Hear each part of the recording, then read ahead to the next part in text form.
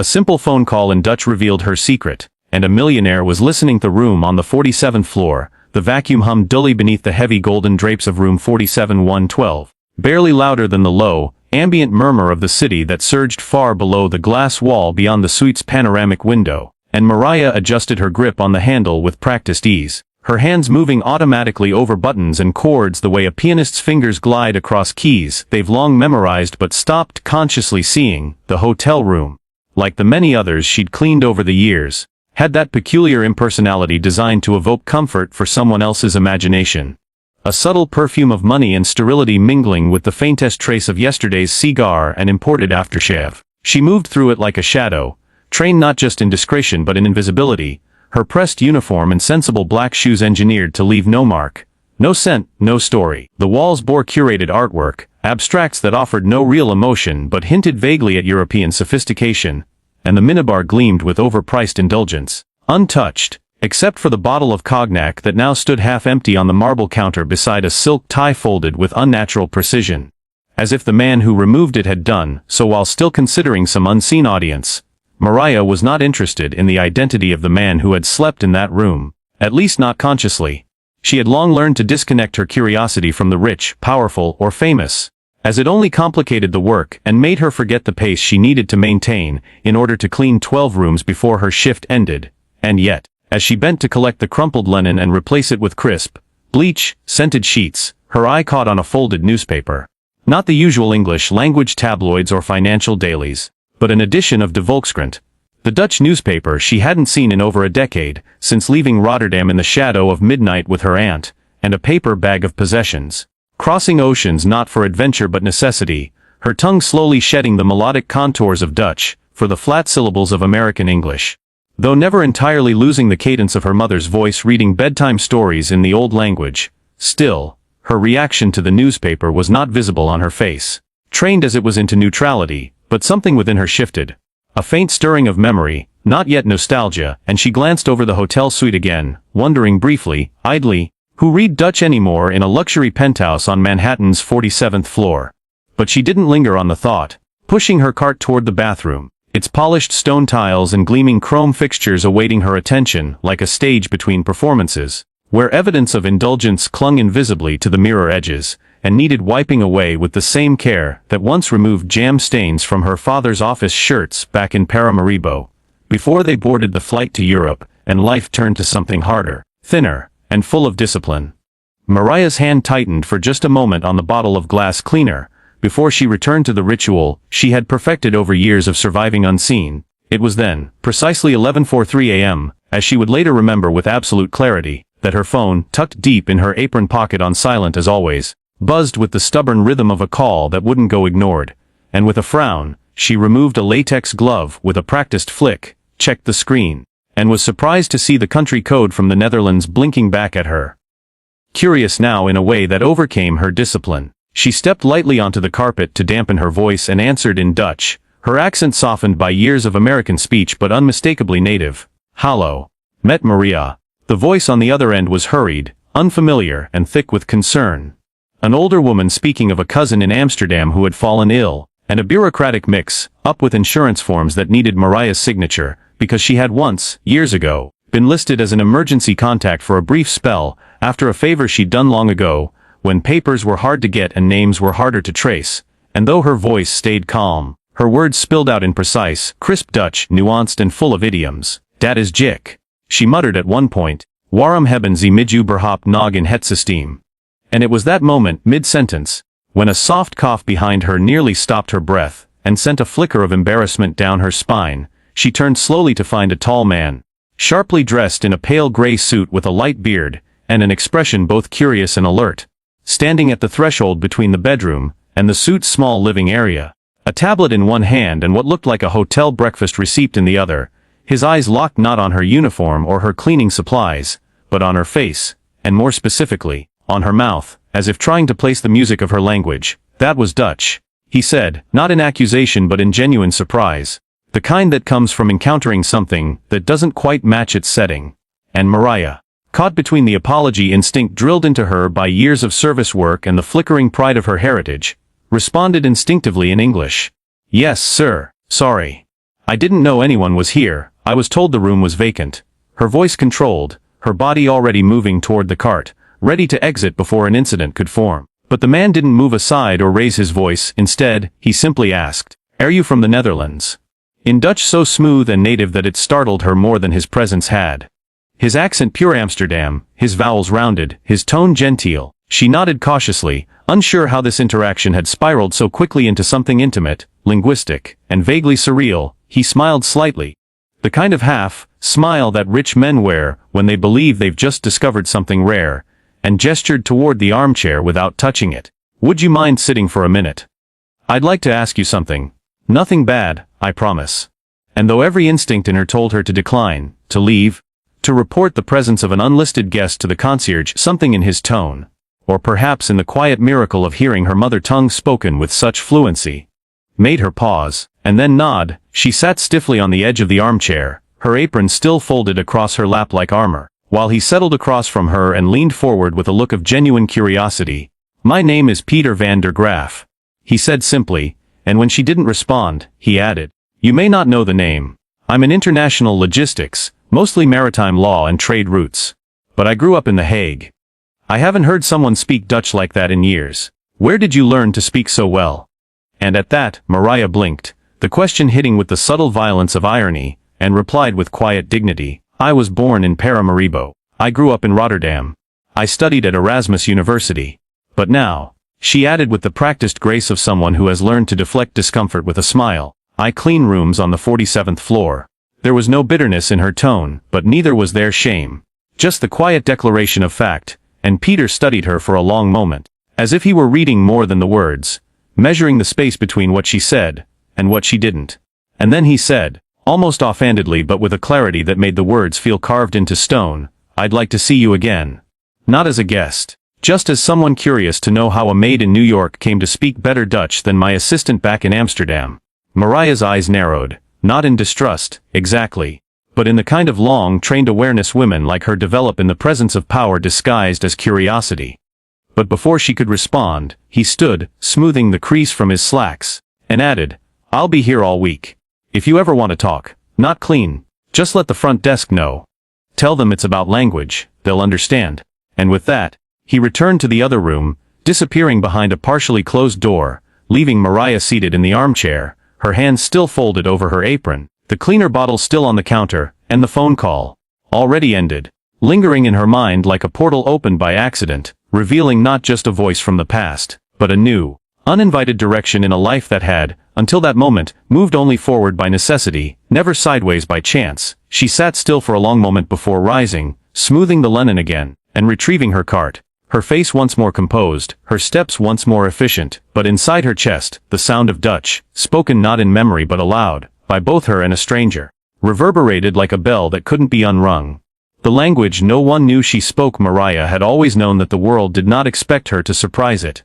In fact, it preferred her not to, and so she had long since mastered the art of quietness, not just in voice but in posture, presence, movement, and ambition. Becoming the kind of woman who knew how to vanish into the scenery without ever leaving the room, she had learned, early and painfully, that people like her, black, immigrant, working class, female, were not granted the luxury of eccentricity or complexity. And so she learned to flatten the parts of herself that invited questions: the languages, the education, the past filled with books and records and jazz and vinyls, the dreams of conference stages and passports filled with stamps. Until all that was visible was her utility, her function, her labor, her uniform pressed without wrinkles, her shoes silent on polished marble, her accent erased, or at least quieted to the gentle, invisible lilt of American professional. Yet ever since that morning in room 4720, when she had answered her phone in Dutch and met the gaze of Peter van der Graaf, the millionaire who looked at her not with disdain or curiosity alone, but with the analytical precision of a man who sensed something rare and intended to unearth it. Mariah had felt a disquiet grow inside her, something not unlike an ache, but not quite pain, more like the slow unfolding of a door she had once locked with trembling hands, now creaking open again under the pressure of a voice that spoke the same native tongue she thought she'd buried. She tried to go about her day as usual, wiping down mirrors, folding towels, aligning remotes to the corner of mahogany end tables as prescribed in the hotel's standard operating procedure manual, but her hands faltered, ever so slightly, and she found herself pausing by the carts near the service elevator more than once, caught in fragments of thought that drifted like smoke around Peter's face. His eyes, green like salt water under cloud, and his voice, clipped and deliberate, the kind of Dutch reserved for news anchors and diplomats. Not the warm kitchen table version she spoke with her uncle when he called every New Year from Schiedam. That night, in her small studio apartment in the Bronx, surrounded by peeling wallpaper and the steady groan of radiators, she sat by her window and took out an old notebook she had not touched in years, one filled with the kind of notes she used to take in university lectures, passages of Dutch literature, syntax trees, quotes from Louis Couperus and Arnon Grunberg, conjugation charts and post-colonial theories on Surinamese identity. And she ran her fingers across the paper like someone reacquainting themselves with the face of an old friend. Unsure whether they were still welcome in the other's life, she didn't tell anyone about the conversation with Peter. Not her coworker Nadine, who might have turned it into gossip, nor her elderly neighbor Mrs. Eubanks, who might have seen it as either an omen or a temptation. But she carried it with her like a secret stitched into her spine. And when 3 days passed without another word from him, she began to feel something else, relief, laced with disappointment. Like a woman who had narrowly escaped a storm, but now missed the way the air had smelled before the rain. It was on the 4th day, while she was tidying a suite on the 32nd floor, that a hotel manager, his name was Charles, and he had the dull menace of someone who believed courtesy was an act of charity, approached her with a folded note, saying, "A guest asked that I deliver this to you, said it was about language." And the word alone made her heart flutter and stiffen all at once. She waited until she was alone in the hallway before opening it, the paper thick, the handwriting neat and deliberate. "Maria. I'll be in the lounge at 6 p.m. tonight. No expectations, no obligations, I'd just like to talk again, about Dutch, about everything. P." She read it 3 times before folding it back into its crease, and tucking it into her pocket like contraband, then spent the next 4 hours debating whether to go, what to wear if she did, and what story she would tell herself afterward if she didn't. When 6 o'clock arrived, she stood in the doorway of the hotel's dimly lit executive lounge, feeling entirely out of place in her pressed blouse and jeans, her work shoes wiped clean, but still bearing the ghost of hours spent on her feet. And when she spotted Pieter seated in the corner by the fireplace, sipping something amber from a glass and reading De Groene Amsterdammer, she realized he hadn't been joking. He really was Dutch, really was cultured, and really had waited for her. He rose when he saw her, smiling not in triumph but in welcome, and gestured toward the empty chair across from him. "Dank je wel dat je gekomen bent," he said warmly, and she, slipping into Dutch like a river finds its path after winter's thaw, replied simply, "Ik ben ook benieuwd." "I'm curious too." The next hour unraveled like silk, their conversation darting from language to childhood, from colonial histories to modern migrations, from Surinamese festivals to the shifting cadence of Rotterdam's accents. And for the first time in years, Maria felt her mind light up like a city at night, every street of memory illuminated by the thrill of being understood in a tongue that carried not just words but legacy. Peter, for his part, was careful not to pry too directly, though his questions carried the precision of a man used to extracting meaning from silence. He asked about her studies, her move to the U.S., how someone who once read Hella Haas ended up changing Lenin's for people who couldn't pronounce her name, and though Maria answered cautiously, there were moments when she spoke of her mother's voice singing lullabies in Sranan Tongo, or the way Erasmus University felt like a cathedral for dreamers, where her voice cracked with something not quite sorrow, not quite pride. "You don't belong in a uniform," Peter said at one point, not cruelly, but with the conviction of someone stating a fact about gravity or oxygen, and Maria bristled, replying, "But it fits me better than failure." And he nodded, not in agreement but in recognition. By the end of the evening, he asked if he could see her again, this time for lunch, and Maria, to her own surprise, agreed. Not because she trusted him, but because for the first time in years, she felt the stirrings of something that wasn't fear or survival. It was the distant drumbeat of purpose, muffled and buried, but unmistakably alive. Over the following days, they met 3 more times, always in public spaces, always under the pretense of language and culture, and yet the conversations grew more personal. As Peter shared stories of his childhood in The Hague, his diplomatic father, his rebellious years in university, and his recent frustrations with an international foundation he was building, one designed to promote cultural exchange but stalled by bureaucracy and staff who, in his words, speak 12 languages but understand nothing. And one morning, over coffee near the lobby, he said, almost casually, "I need someone like you. Someone who understands both the poetry of language and the pain behind it. Would you consider, hypothetically, working with me? Not here, not in New York, in Amsterdam, or maybe Brussels. You'd have a role, a real one. Maria blinked, her body still trained to expect jokes or tests, but his face was entirely serious, and though 100 reasons to say no tumbled through her mind, money, visa, risk, fear, there was also a quiet, defiant voice rising behind her ribs, whispering of books she once loved and papers she never got to finish. Of the old woman on the phone who still remembered her name, and of the young girl she had once been, who dreamed in Dutch and walked barefoot through Surinamese dirt, imagining herself in foreign cities wearing tailored coats and carrying ideas, not mops. I'll think about it, she said finally, and Peter nodded, not pushing her, just planting a seed. And as she returned to work that afternoon, folding sheets in rooms where no one saw her, she felt the pulse of another life flickering, just outside the edge of her current one, like a shadow waiting to be stepped into, and for the first time in years she wondered, not with sadness but with possibility, what might happen if the world ever truly saw the woman behind the uniform, the voice behind the language, the story no one ever thought to ask about because they assumed she had none worth hearing. Who was that woman? It was a question Peter van der Graaf found himself repeating long after the lounge meeting ended, long after the warm timbre of her voice had faded, and the scent of hotel coffee lingered on the sleeve of his blazer. Who was that woman? Not in the transactional sense by which men like him often measured others, but in the unsettling, disorienting sense of having stumbled across a person who didn't fit any of the compartments he'd been trained to recognize, in Peter's world. Boardrooms, embassies, executive lounges, leather-bound folders, and power broker luncheons. People rarely surprised him anymore, and when they did, it was usually calculated, performative, strategic. But Mariah had done nothing performative at all. In fact, it was her stillness, her resistance to being read, that had disturbed the carefully curated clarity of his vision. For she had spoken in flawless Dutch yet worked in silence, borne herself with the grace of someone who had studied Keats, but wiped down someone else's toothpaste stains from a marble sink, and moved with the mechanical precision of habit while retaining an intellect that radiated from her like heat from a long, banked fire.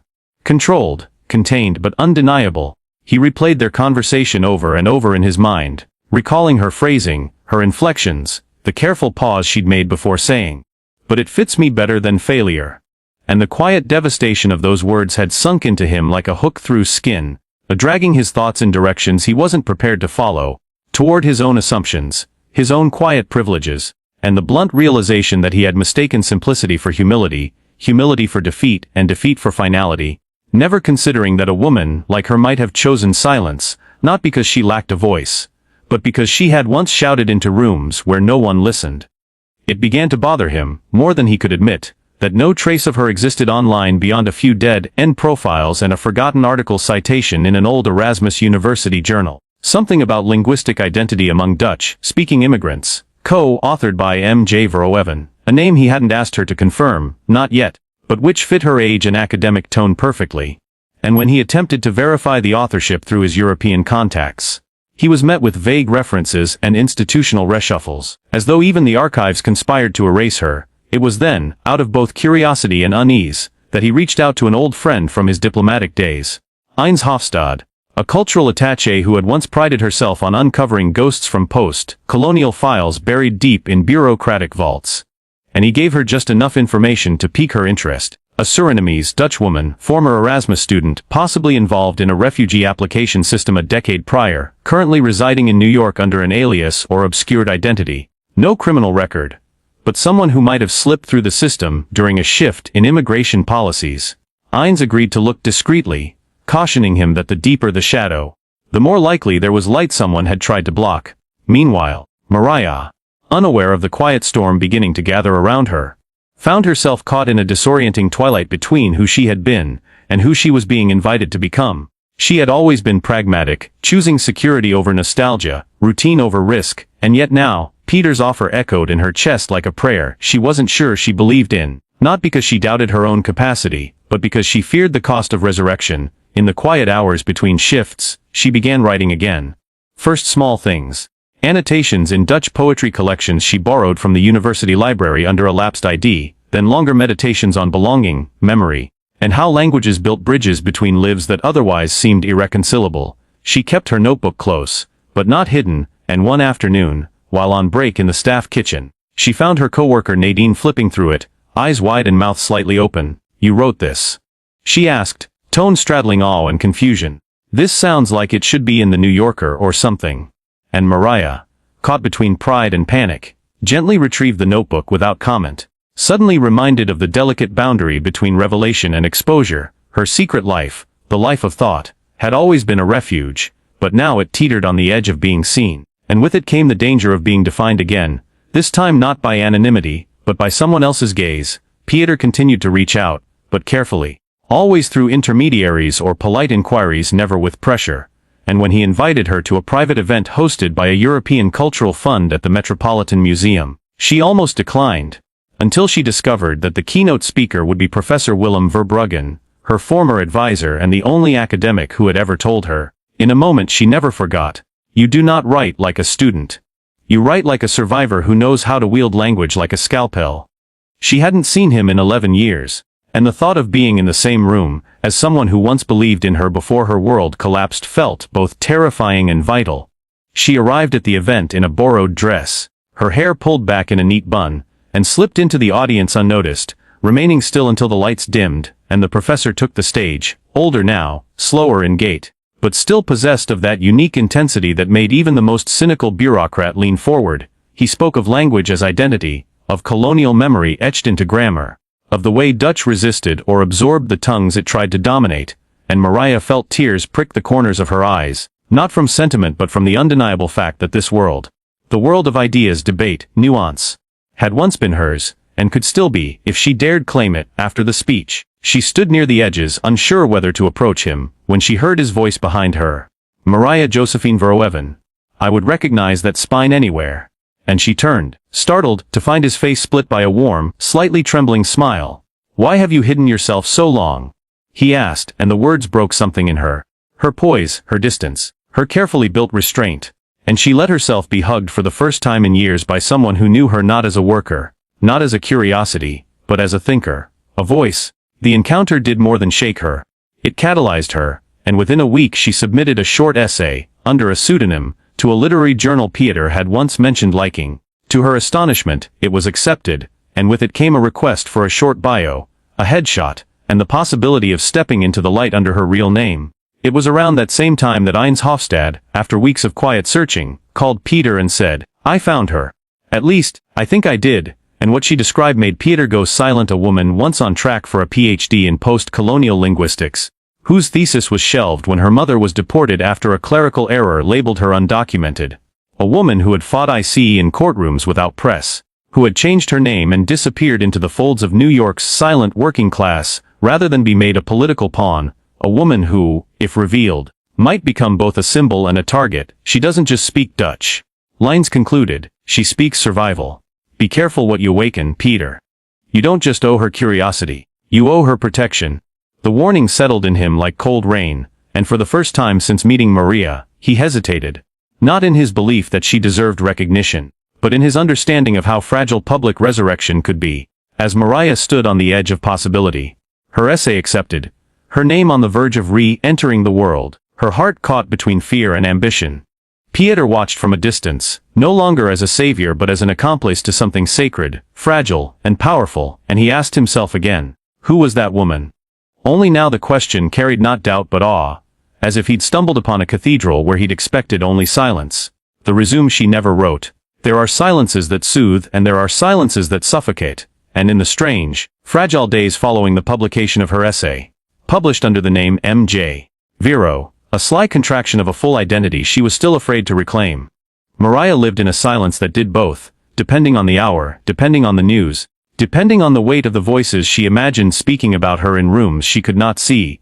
The essay, only 2,000 words long, written in the narrow margins of her evenings, had struck a chord she hadn't anticipated, not because it was grand or polemic, but because it was precise, elegant and piercing, like a shard of glass placed delicately on the reader's tongue, and within 48 hours of publication, it had been retweeted by academics, discussed in faculty lounges, praised in half a dozen blog posts, and even quietly forwarded to a minor Dutch cultural minister, whose assistant emailed the journal asking for the author's full name, to which the editor replied, "She prefers discretion for now," and that phrase, "prefers discretion," was a velvet curtain Maria both clung to and resented. For while it gave her the room to breathe, it also reminded her how long she had lived in the shadows of her own life, watching it unfold like a film she wasn't allowed to appear in. And now that the first ripple had begun, she could feel the water start to pull at her ankles. The city didn't notice, of course. Not the way a small country like the Netherlands might have. New York remained indifferent, its streets full of 10,000 untold stories every hour. But within her small world of whispers and waiting, everything began to feel brighter, tighter, more precarious. Nadine noticed first. Of course, she always did, asking slyly over a cigarette break, "So, you planning to quit, Professor?" With a smirk that half masked genuine curiosity, and Maria, caught between denial and inevitability, simply smiled and said, "I'm planning to think." Which wasn't a lie but wasn't quite an answer either. She hadn't yet responded to Peter's last message. A gentle nudge asking if she would consider visiting Amsterdam. Not as a housekeeper, not as a guest, but as a partner. Because part of her still didn't trust the door he was holding open. Worried it would slam shut the moment she stepped through, or worse, that she would walk through and find she didn't recognize the person she had to become to stay there. She spent long nights awake now, sitting by the cracked window of her Bronx studio, sipping lukewarm tea, writing ideas on notecards that she arranged and rearranged on the floor. Concepts for essays, outlines for a book, half-remembered theories she wanted to reframe. Letters she would never send to professors who once said, "You're brilliant, but hard to place." Which now felt like code for, "You don't look like our idea of thought." And through it all, she kept one eye on the silence around her, because it had begun to change, not disappear but shift. And it was that change she feared most. It came in the form of emails from strangers, asking questions she didn't want to answer. Were you the one who wrote the paper on linguistic trauma and forced migration? Are you connected to the woman who testified against ICE in 2015? Do you have any relation to MJ Verhoeven? The last one sent her into a spiral, because it wasn't phrased like speculation, it was phrased like a lawyer's inquiry, like someone already knew and was documenting her answer. She didn't respond, of course, but she did begin backing up her old files, deleting photos from cloud accounts she'd forgotten existed, and checking every public registry that might still list her under her real name. Not because she had committed any crime, but because she had learned long ago that visibility could be punished even if all you did was survive. Meanwhile, Peter, who had grown accustomed to controlling the narrative of his ventures, found himself increasingly anxious as Maria remained elusive, not ghosting him, but orbiting his offers like a satellite that wasn't sure whether it wanted to crash into the planet, or keep drifting alone. His Foundation's board was growing impatient too, especially after word got out that a potential unofficial fellow had written an essay currently making the rounds in European intellectual circles, and when one donor asked, "Is she part of the new strategy or just another one of your rescues?" Peter realized how dangerous it was to reduce someone like Maria to a symbol, even inadvertently, because symbols could be manipulated, romanticized, discarded. She wasn't a symbol, she was a whole, complicated, wounded, brilliant person. And any attempt to turn her into anything else would be not just cruel but catastrophic, both ethically and personally. The pressure mounted on both sides, quietly, like the creaking of beams in an old house during winter, and neither of them quite knew how to bridge the silence. Until one day, the silence broke for them. It happened not through a headline or a confrontation, but through an encounter so simple it might have passed unnoticed. Maria was leaving the hotel late one night, bundled against the wind, when a woman stopped her outside, holding a crumpled printout of the essay and saying, in Dutch, "Are you her?" Just that, nothing more, and Maria froze, because the woman was middle-aged, brown-skinned, with tear-slicked cheeks and a voice full of something between reverence and recognition, and Maria, unsure whether to lie or fight, simply nodded, barely, and the woman whispered, "You said what I couldn't," then walked away before Maria could ask anything else. The moment haunted her, not because it was threatening, but because it was affirming, and affirmation, she now realized, could be just as terrifying as rejection. Because it meant you had a responsibility, not just to yourself but to others who were listening in silence, waiting for someone to speak first. That night she texted Peter and said simply, "I'm ready to talk." And he responded within minutes, suggesting dinner, a quiet place, neutral territory. They met in a modest bistro in Brooklyn, away from both their usual worlds, and the conversation that followed was unlike any they'd had before. Not lofty or academic, but raw, confessional, filled with pauses and admissions. She told him about the courtroom, the deportation, the night she stopped writing for 7 years, because she believed words couldn't save anyone, And he listened, not as a strategist or patron, but as a man trying to understand the shape of someone else's grief. He told her about his failures, his guilt, the way wealth insulated him from consequences but never from regret. And for the first time, they spoke as equals. Two people trying to rebuild meaning from the wreckage of what they'd lost. At the end of the meal, he slid a folder across the table, nothing fancy, just a printout of a proposal for a visiting fellowship, a contract, a stipend, a list of potential research topics she might explore if she chose to accept. And he said, "If you say yes, I'll protect your anonymity for as long as you need it, but I want the world to hear you eventually. On your terms." She didn't open the folder until she got home, but when she did, she cried. Not because of the opportunity, but because for the first time in years, someone had made her the offer without demanding she become someone else to accept it. The next morning, she stood in front of her bathroom mirror for a long time, staring at her reflection as if trying to measure whether she was still the same woman who used to mop hotel floors, while conjugating Dutch verbs in her head, or whether she had already begun to change, become louder inside, brighter, heavier with expectation. And as she stepped into her uniform one last time, folding the belt around her waist with the precision of ritual, she understood that silence, once a form of protection, had become a kind of confinement, and the only way to honor her past was not to stay hidden within it, but to speak beyond it. Not in whispers, but in echoes that reached others like her, still waiting in the quiet. Amsterdam wasn't ready for her. Not because it feared her or dismissed her, but because it didn't expect her. Not really, not in this form, not the hotel maid scholar. Not the erased name returned to the academic rolls with nothing more than an essay and a whisper. Not the woman whose silence had once made her invisible, now stepping off a plane with her back straight, suitcase in hand, and eyes scanning the low northern light like someone who had never truly left. The city itself was beautiful, old and tangled and shimmering in that early autumn way that made even the bicycles seem poetic, but for Mariah, it was layered with ghosts.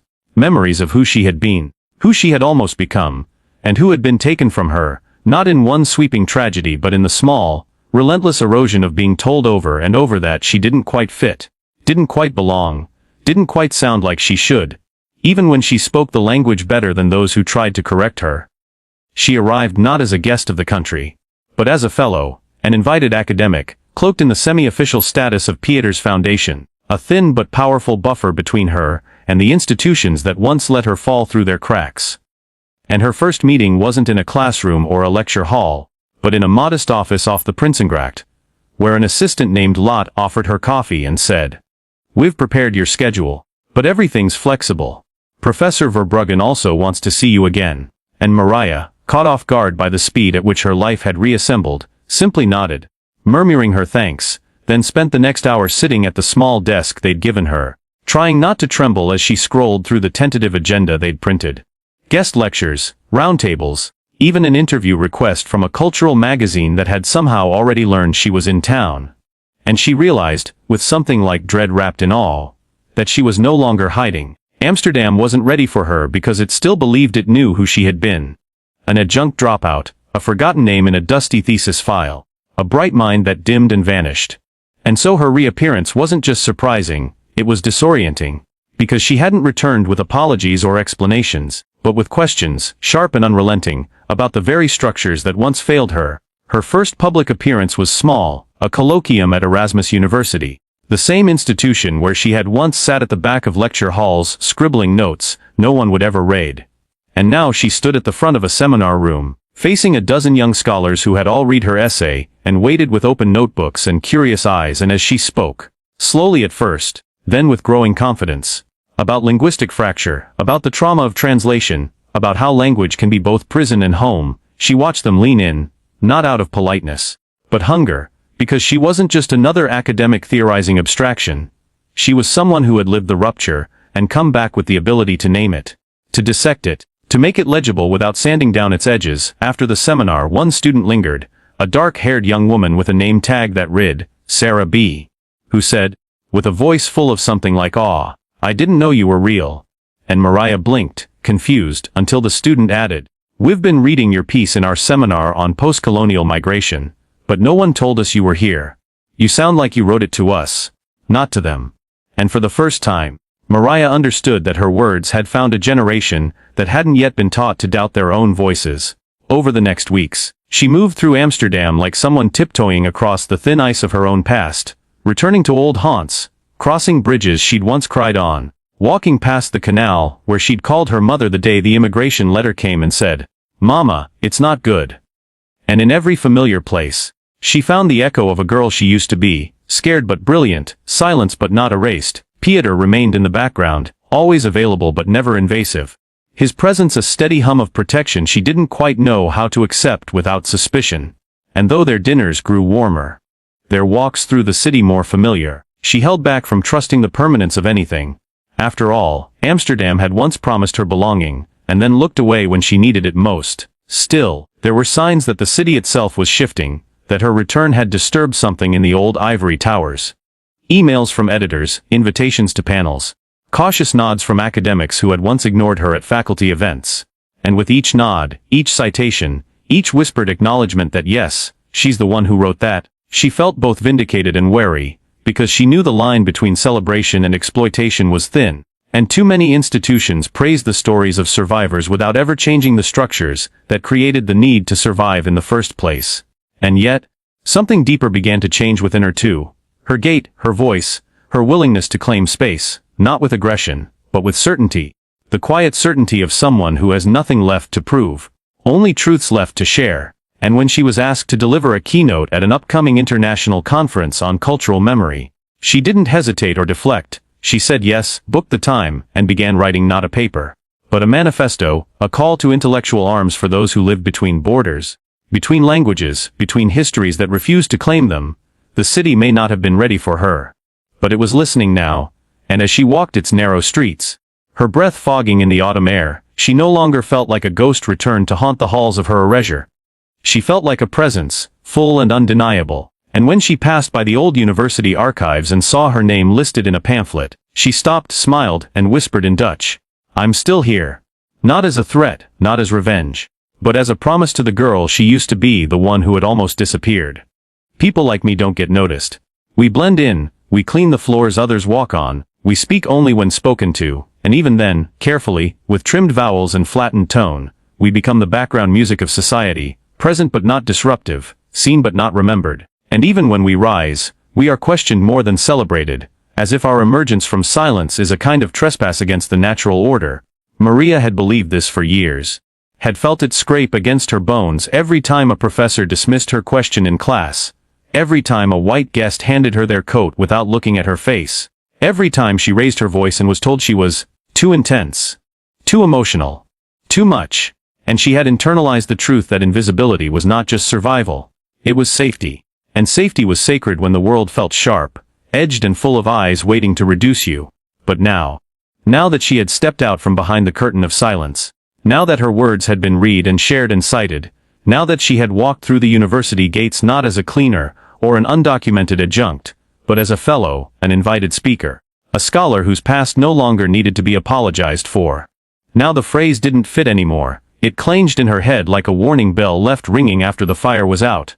And yet she couldn't let it go, because deep inside, in the quiet parts of her mind untouched by press coverage or praise, she still believed it. People like me don't get noticed, and if they do, it's only for a moment, a flicker, a headline, before the world remembers to turn away again. The dissonance between how she was perceived and how she perceived herself grew sharper each day in Amsterdam, as invitations piled up on her temporary desk, as panels and podcasts and professors sought her insights with a sudden urgency that felt both flattering and exploitative, and she began to ask herself what they were really responding to: her ideas, her story, her image, or simply the novelty of her presence in a world that still preferred its intellectuals to come prepackaged in ivory and pale linen. She walked to work one morning past a bookstore where her essay had been reprinted in a collection of Voices of Europe's New Intellectuals, and seeing her name there, Maria J. Verhoeven, printed in glossy font beneath names she once studied, should have felt like triumph, but instead it struck her with panic,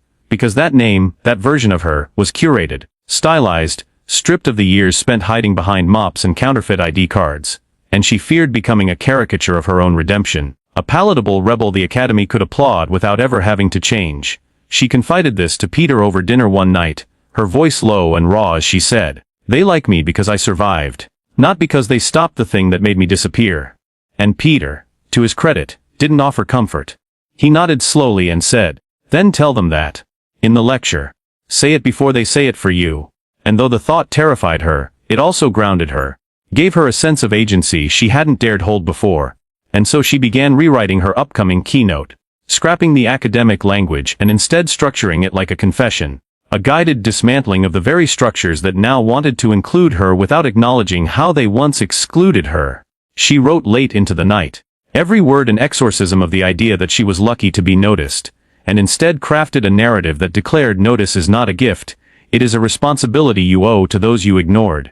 And when she stepped onto the stage of the International Symposium, in a room lined with scholars and journalists and young students clutching notebooks, she took a breath, adjusted the mic, and said, "I am not supposed to be here. But that says more about you than it does about me." And the silence that followed wasn't uncomfortable, it was reverent. The kind of silence that listens with its whole body, and as she continued, unfolding her past not as a sob story but as evidence, as indictment, as a living case study of systemic failure and human resilience, she felt herself crack open, not in pain but in release, and the final line, which she hadn't rehearsed but felt rise in her throat unbidden, was, "People like me don't get noticed, because when we speak, we say things the world doesn't want to hear. But I'm speaking anyway, and I dare you to hear me." And when she stepped down, the room erupted. Not in polite applause, but in something deeper, rawer, a collective intake of breath let go as recognition, and for the first time, she didn't flinch from it. Afterward, they came to her in waves. Students, activists, scholars, one even crying as she said, "You told my story better than I ever could." And though Mariah felt overwhelmed, she stayed present, holding each hand, hearing each word, accepting not their praise but their truth. Later that night, walking home through streets she once wandered as a ghost, she paused on a small bridge and stared into the dark water below, remembering the first time she had crossed it, after receiving her deportation notice, how she'd considered disappearing entirely, becoming one more unmarked life swallowed by silence, and now here she was, reflected in the canal, not anonymous, not invisible. And though the old voice still whispered, "People like you don't get noticed," she answered it quietly, "Noticed isn't enough. I want remembered. I want reckoned with." And as the wind curled around her, she knew this was no longer just her story. It was a reckoning long overdue, and she had only just begun. The offer came not in a grand gesture or dramatic announcement, but in the quiet rustle of an envelope slipped across a table, during what was supposed to be a routine follow-up meeting with the board of the Language Institute that had hosted her lecture. Mariah hadn't expected anything beyond polite thanks, maybe an invitation to publish an edited version of her talk, perhaps a modest honorarium wired to her account as a gesture of appreciation, but instead, she found herself seated in a sunlit conference room, flanked by polite smiles and espresso cups, when one of the directors, a silver-haired woman with eyes sharp enough to cut glass, slid a thick white envelope toward her with the words, "We believe in building futures, not just moments." And the room fell still as Mariah reached for it with hesitant fingers, her heart pounding like it used to when she'd check mailboxes she wasn't supposed to have access to, always expecting rejection or warning or summons. But inside she found something else entirely, a formal offer of employment. Not cleaning work, not a contract for her story, not a consultancy based on diversity optics, but a permanent academic position, full-time, salaried, with research funding, her own small team, and the freedom to develop a curriculum built around language, migration, and cultural trauma, a role designed not to showcase her survival, but to empower her mind. And as she read through the details, office space, housing assistance, international speaking opportunities, the disbelief settled in like fog, thick and hard to see through, because a part of her, despite everything, still couldn't fully believe she'd become the kind of person who receives offers rather than applications, who gets chosen rather than left behind. She said nothing for a long moment, fingers tightening around the pages, then looked up and asked the only thing that mattered to her. "Why now?" And the director, unfazed, answered calmly, "Because we were wrong before, and because institutions rarely admit that. But we're trying to start with action." And though Mariah knew better than to trust bureaucracy wrapped in poetry, there was something in the woman's tone, some grain of sincerity buried beneath the formality, that made her pause. Not to say yes, not yet, but to consider the possibility that this offer wasn't about erasure wrapped in flattery, but about space finally being made that didn't require her to shrink. Over the next days, she walked the streets of Amsterdam with the letter folded in her coat pocket, touching it like a talisman when the old voices rose up, whispering that this must be a mistake. That she was still the girl who mopped lobby floors and read Kant in the break room, still the undocumented intellect hiding behind hotel doors, and hoping her accent wouldn't give her away. And though the city felt more hers than it ever had, its cobblestones still echoed with memories of invisibility.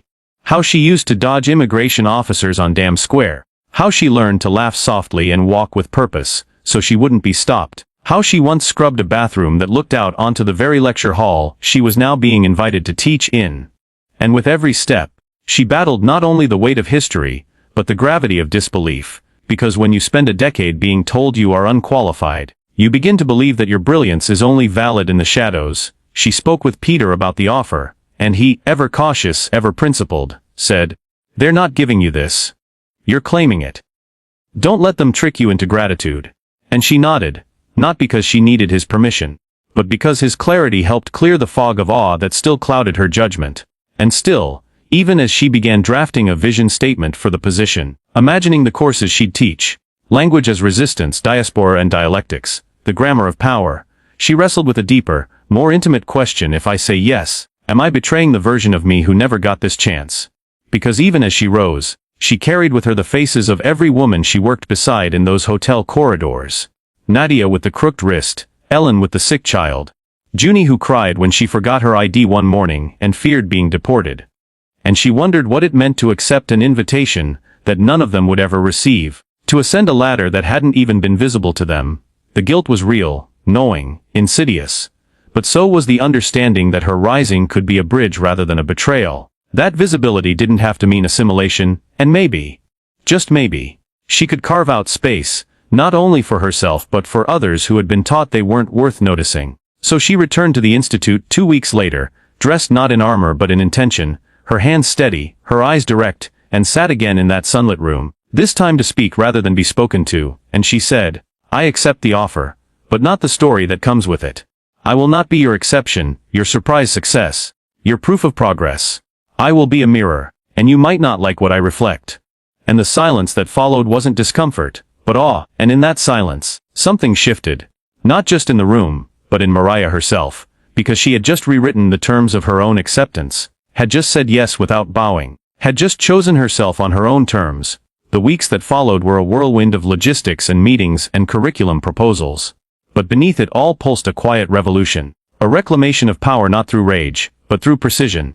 Every decision she made, every voice she amplified, every story she curated into the course syllabus, was a thread in the tapestry of a truth long ignored, that brilliance does not require permission, and intellect cannot be bordered by nationality or status or skin.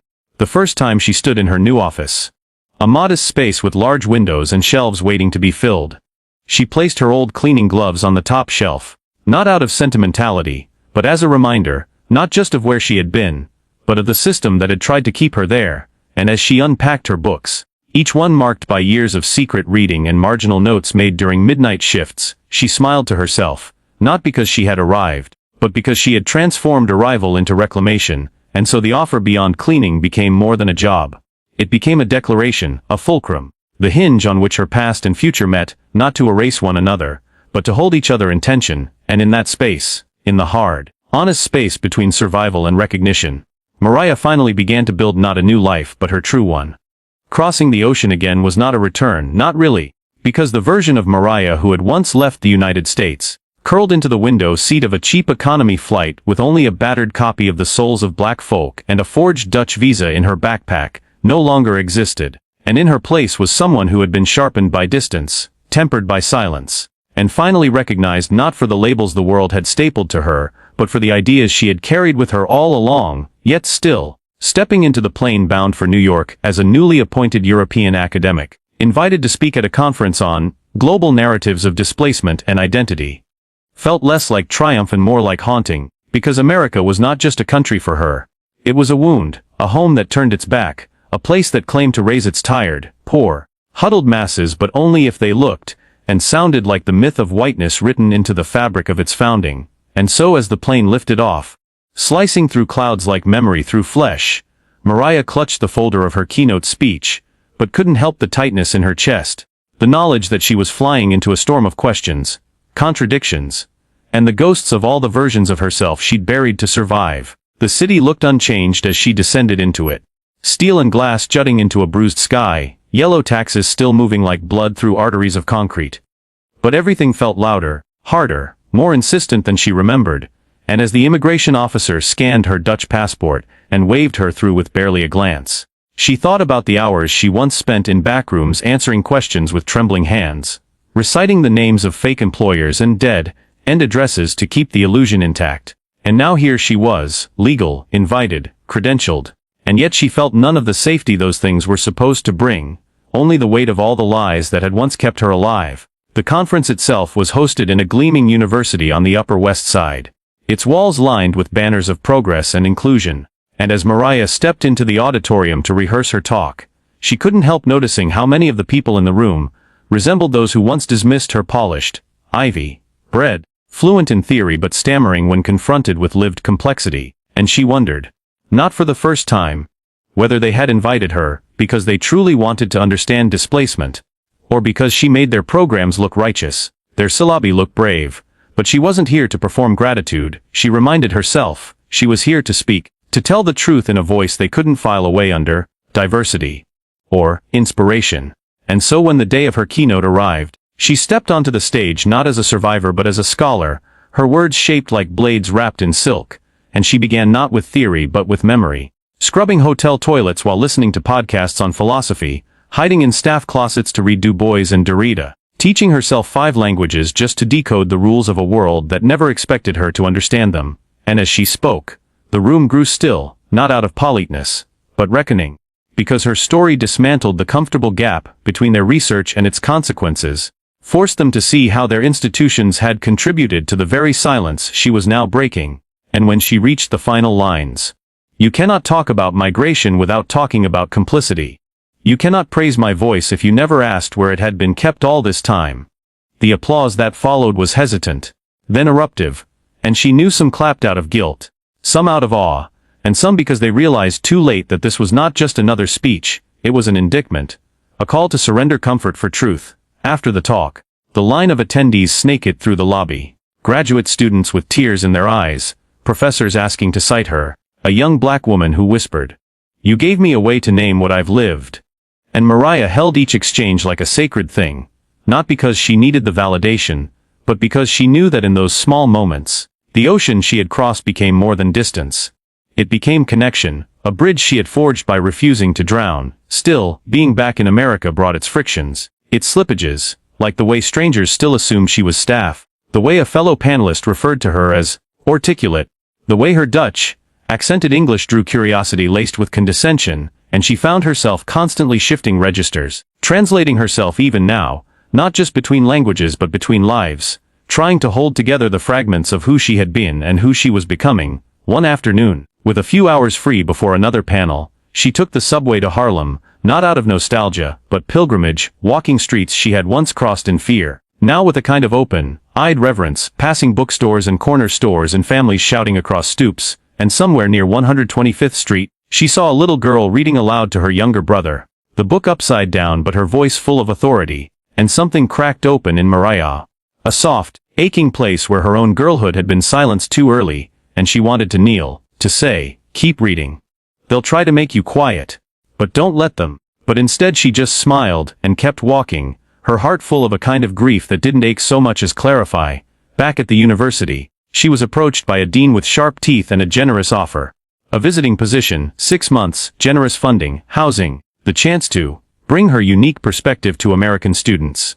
And though it glittered with possibility, Mariah felt the tug of hesitation, the knowing that to say yes would mean planting roots in a place that once tried to uproot her completely.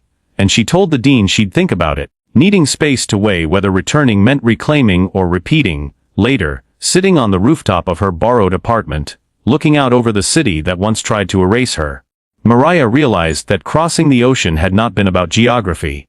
It had been about time, about the slow work of becoming someone who could return without bending, someone who no longer needed to justify her presence, someone who had learned to carry her history not as shame but as fuel. And though the trip would end, the crossing would never be over, because every time she told her story, every time she taught a class, every time she stood in rooms not built for her and refused to shrink, she was crossing again, daring the world to meet her on her own terms, daring it to understand that she was not a guest, not an exception, not a symbol. She was the storm, the tide, the current they never saw coming. He hadn't expected anything that day, not really, not the voice, not the girl, not the way the floor beneath his confidence would shift with a single overheard phone call in Dutch, not the fact that he, Charles Lancaster Etheri, whose name alone could summon CEOs and senators, would feel something fracture in his sense of the world, while waiting for a coffee in the gilded lobby of the Amsterdam Tower Hotel, where everything smelled of polished brass and curated silence.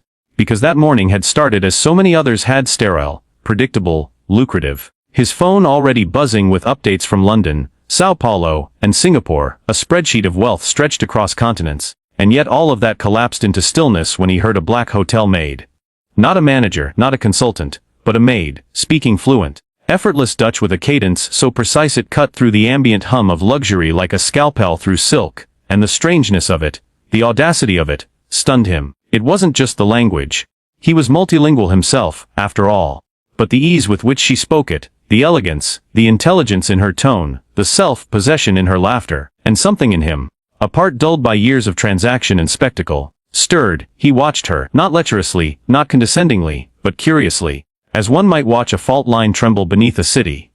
Something tectonic moving beneath a polished surface. And in that moment, the frameworks he had inherited from prep schools, private clubs, and billion-dollar boardrooms began to bend. Because for the first time in a long while, he realized he was seeing something the world wasn't designed to notice. A woman out of place because she belonged somewhere more than here. It haunted him, that voice. Not because it was exotic but because it made a mockery of all the assumptions he'd been taught to hold. About class, about race, about who deserved to be heard. And as he left the hotel, he found himself replaying it in his mind like a melody whose origin he couldn't place. And for days afterward, amidst deals and dinners and jet rides across continents, he kept returning to that moment, asking questions he wasn't used to asking. Who was she? Why was she here? How had someone like him, a man surrounded by the elite, never heard a voice like that in boardrooms or banks? And he realized, with a discomfort that settled in his chest like smoke, that the spaces he inhabited were engineered not for excellence, but for familiarity, for replication, for the comfort of sameness cloaked in prestige. And so, breaking character for the first time in years, he returned to the hotel. Not once, not twice, but quietly, obsessively, asking questions, tracing names, bribing concierges with artfully folded euros until he learned what little they would give. Her name was Mariah. She worked shifts nobody noticed. She was punctual, quiet, spoke English well, and once helped clean up a diplomatic mess in Suite 4702 without ever saying a word. And that was all, that was everything, because even in that, he saw how invisible brilliance could be when the world had decided where it should not exist. Weeks passed, and then months, and eventually he found her again. Not by accident, not really, but by a confluence of guilt, fascination, and admiration so intense it compelled him to sponsor the Language Institute event. Once he learned she was speaking, a quiet contribution with no publicity, no handshakes, just a chance to be in the room again, this time as a listener, not a voyeur. And when she stepped on stage and spoke, this time not into a phone but into a microphone, her voice steady and unyielding, Charles felt himself crumble. Not because she was impressive, but because he finally understood the scale of the lie he had been living, that merit rises, that talent finds a way, that the system is neutral if you work hard enough. Because here stood a woman who had done everything right in the wrong body, with the wrong accent, in the wrong job, and had been ignored until the day she made herself unavoidable.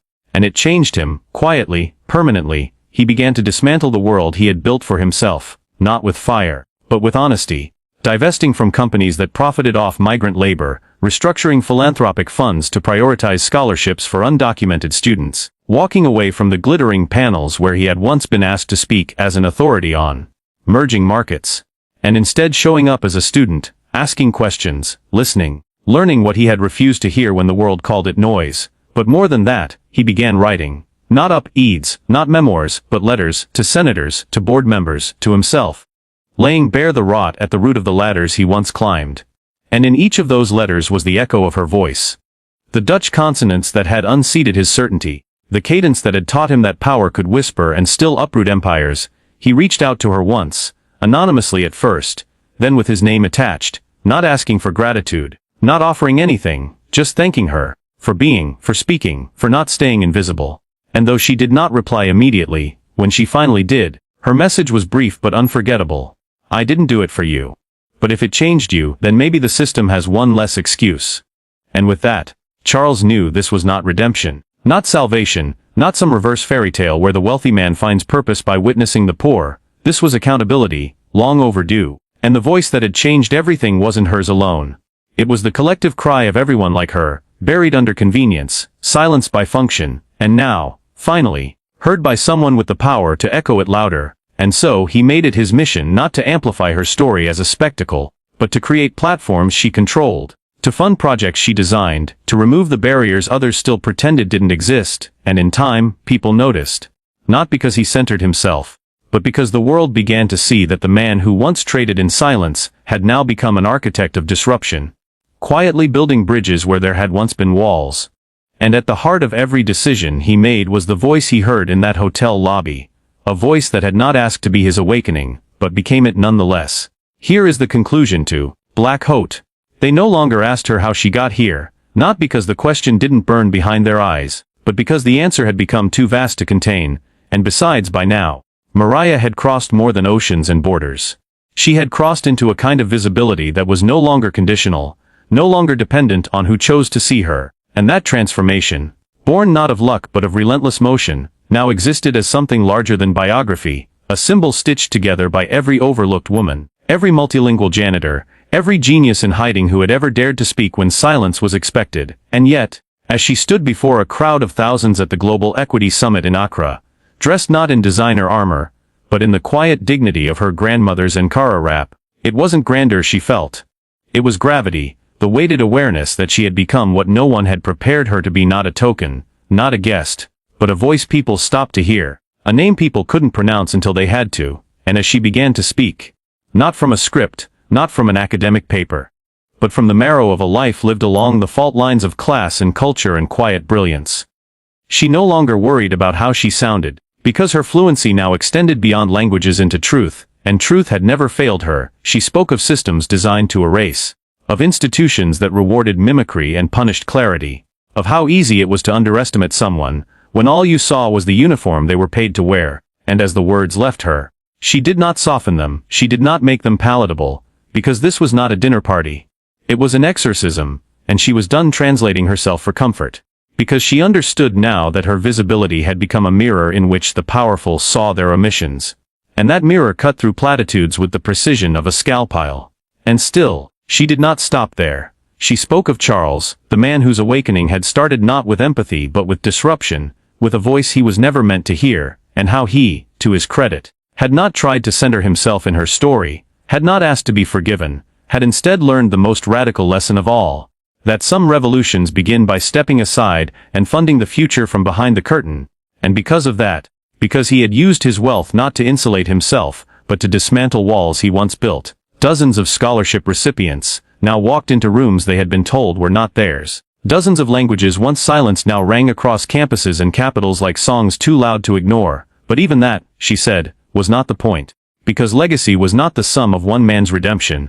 It was the chorus of lives made possible, when a single person decided not to keep the door closed behind them. And so she turned to the crowd, not as a symbol but as a catalyst, and asked, not gently, but with the fire of a woman who had mopped marble floors while dreaming in 5 languages. What are you doing with your power? Not because she believed everyone had it in equal measure, but because she knew now that even the smallest position carried the ability to recognize someone else's humanity, and recognition, when sustained, when acted upon, when multiplied, became revolution. Later that night, alone on the hotel balcony overlooking the Gulf of Guinea, with the sea hissing beneath a half-moon sky and the wind tugging at the ends of her speech notes, Mariah did not feel victorious. She felt whole, and it was the kind of wholeness that did not come from applause or awards, or the magazine spreads that now called her the Maid who became a movement, but from the quiet knowing that she had never needed permission to matter. And that realization was the one they could never take from her. Not the immigration officer who once threatened her with deportation, not the professor who assumed she was lost in the wrong building, not the women who clutched their purses tighter in the elevator, and not the executives who mistook her poise for subservience before she spoke. She thought, briefly, of the girl she used to be, the one who had memorized hotel cleaning routes like they were sacred geometry, who had learned to keep her spine straight even while scrubbing other people's messes, and who had spoken Dutch on the phone that day not to be impressive, but because it was hers, because language had been her first rebellion, and now, years later, that rebellion had become an empire. Not of money, but of minds, changed not with slogans but with syllables, and that, she knew, was the real revolution, to be heard on your own terms, and to echo in places that once muted you. Her days were full now, not with labor, but with invitations, interviews, lectures, meetings with young women who had stories like hers and needed to know they weren't alone, and still, she carved out time to write. Not memoirs, not yet, but essays, quiet letters to the future, mapping the topography of a life that had not followed the script, and each page she wrote was a bridge between the girl in hiding and the woman now seen, a reminder that erasure was not fate, it was policy, and policies could be rewritten. And yet, even as her face graced billboards and she sat on advisory boards alongside presidents and prime ministers, she refused the crown they offered, because she knew that individual success was not justice, and that the minute she became the exception, she risked becoming their excuse. So instead, she pointed back to the voices still unheard, the maids still unnoticed, the girls still speaking brilliance into broken headsets during night shifts, and she kept saying their names, funding their paths, building institutions not named after her but shaped by them. And it was in those acts, repetitive and often invisible, that her true power lived. Not in being known, but in ensuring others would not go unknown. Sometimes she still woke with the muscle memory of cleaning, her hands curling instinctively toward buckets no longer there, her mind running checklists of rooms she no longer entered, and when that happened, she did not mourn it. She honored it, because that labor had taught her rhythm, endurance, humility, the choreography of survival, and it was those lessons, not the later accolades, that kept her grounded when the world tried to mythologize her beyond recognition. Years passed, and people tried to tell her story in simpler terms, a fairy tale, a rags to riches arc, a Cinderella with a vacuum. But she refused that too, because what she had lived was not a miracle, it was a system's mistake, and her success should never have been rare. And so she kept telling it in her own voice, again and again, until others could tell their own without fear. On the 10th anniversary of the day Charles first heard her voice, she returned to the Amsterdam Tower Hotel, not as staff but as guest of honor, and though everything looked the same, the gold elevators, the glassy silence, the perfumed air, she felt none of the old trembling, only a clear, full sense of presence. And when she stepped into the lobby, guests turned to look, not because she was out of place, but because she now defined what belonged.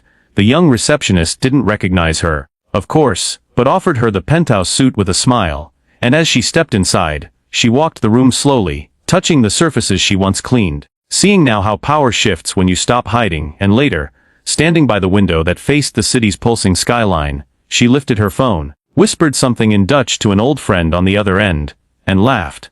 Not because anything was funny, but because joy had become her language too, and that, more than anything, was the final rebellion, to feel joy in a world that once demanded your silence, to speak it out loud in every language you know, and to make sure that no one, not one person, is ever told again that people like them don't get noticed.